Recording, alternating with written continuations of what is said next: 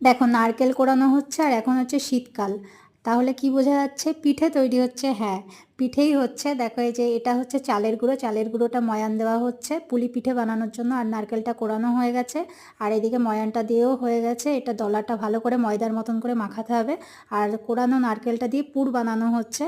আর পুরটা একদম সিম্পলভাবে তৈরি করেছি। এর মধ্যে আছে গুড়, যে কোনো গুড় দিতে পারো, পাটালির গুড় কিংবা খেজুরের গুড় বা আখের গুড়, যা ইচ্ছা দিতে পারো। দেখো পুরটা রেডিও হয়ে গেছে। তোমরা টেস্টের জন্য এলাচ গুঁড়ো দিতে পারো, বা বেশি মিষ্টি খেতে চাইলে বেশি একটু চিনিও দিয়ে দিতে পারো। তো আমি একদম সিম্পলভাবে করেছিলাম।